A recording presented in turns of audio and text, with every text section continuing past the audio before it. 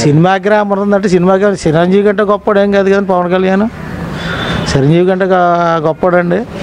ఏముండదు సినిమాకి కుర్రోళ్ళు ఏదో ఎగబడతారు.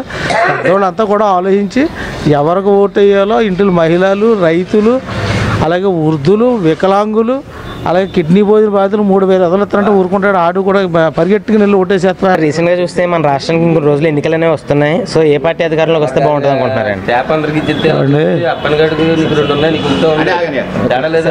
రాష్ట్రం విడిపోయి మనల్ని కట్టుబట్టలతో బయట పంపించేశారు. అటువంటి పరిస్థితుల్లో చాలా అనుభవితులైన చంద్రబాబు నాయుడు మనం ఇలాగా ఒక కుర్చీ లేకుండా మనకు కూర్చోలేకుండా అమరావతిని డెవలప్మెంట్ చేసుకుంటూ, అలాగే మరి పోలవరం ప్రాజెక్టు ఇవాళ 70% అతను చేసి రాష్ట్రం ఇది మరి స్టేట్ మనకి చేయకపోయినా ఈయన సాగత్యంగా అనుభూతితంగా పోలవరం ప్రాజెక్టు కానీ ఇక్కడ ఆంధ్రప్రదేశ్లో అనేక రైతు సంక్షేమం కాదండి, అలాగే మరి మహిళలు కానివ్వండి, వృద్ధులు కానివ్వండి, ఎంతోమంది తల్లిదండ్రులని చూసేవాళ్ళు తక్కువ.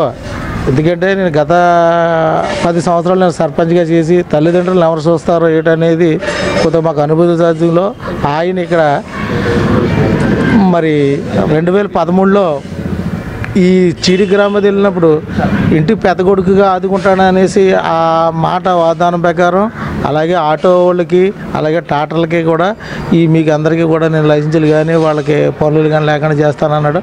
ఇచ్చిన మాట ప్రకారం ఎంత రాష్ట్ర కొరతలో ఉన్నా సరే ఇచ్చిన హామీలు నెరవేర్చుకుంటూ, అలాగే కౌలు రైతుగా ఉన్నాడంటే నేను ఇంటి పెద్ద కొడుకు అన్నాడు. ఇలా ఎకరం కౌలు ఇస్తే ఇక్కడ ఈ చీడి గ్రామంలో 10 బస్తాలు అంటే ఎంత 8,000. కానీ ఈ రోజున 15,000 రూపాయలు అయిన రైతుకి మరి ఒక ఎకరం ఇదిగా చూస్తున్నాడు.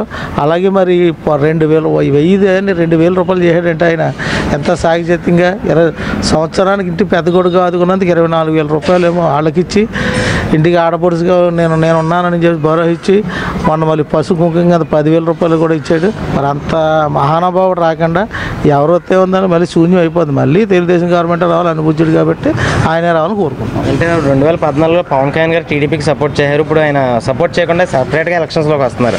దీనికి మీరేమంటారు? అస్సలు ఎవరు ఆయన సపోర్ట్ చేసినా చెయ్యకపోయినా ఆయన అనుభవమే ఆయనకి గెలిపించదే.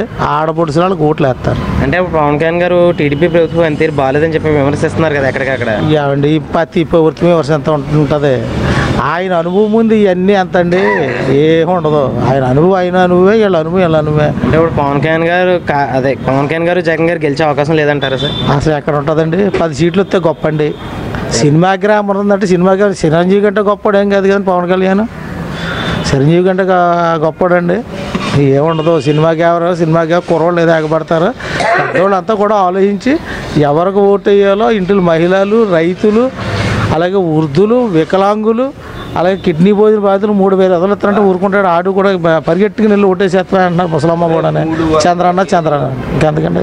సో అంటే ఇప్పుడు ఇంకా రాష్ట్రం ఇంకా అభివృద్ధి ఏ విధంగా చేస్తారనుకుంటున్నాను చంద్రబాబు నాయుడు గారు? ఇప్పుడున్న అభివృద్ధి కాకుండా చాలా బాగా చేస్తాడు. ఇప్పుడు అమరావతి ఉందంటే ఆయన టెక్నాలజీని పెట్టి ఎవరో ఏదో మాటలు చెప్తారు, అక్కడికి వెళ్ళి చూసినోడు తెలుస్తుంది.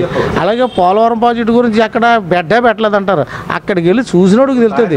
60% అయింది. నా ఊళ్ళో 2 బస్సులు ఇచ్చాడు, నా గ్రామం మనుషులు తీసుకెళ్ళాను. అయ్యి బాబు ఇంత బాగా చేయడని అన్నారు. ఇల్లుకి భోజనం శుభ్రంగా భోజనం పెట్టారు. ఇంకెంతకంటే ఏంటి సార్? Okay sir. ఇంకా చంద్రబాబు నాయుడు వస్తేనే అభివృద్ధి ముందుకు నడుస్తుందని మీరు అన్నారు. ఈసారి చంద్రబాబు రావాలి. ఆయన వస్తేనే ఈ ప్రాజెక్టులు పూర్తి అవ్వాలన్నా, అమరావతి పూర్తి అవ్వాలన్నా, మనకు కూర్చొని ఉండాలన్నా, బడుగు బలహీన వర్గాలందరూ కూడా బాగోవాలన్నా ఆయన వస్తేనే అన్ని జరుగుతాయి. If you like the video, please like us and subscribe Tollywood Nagar.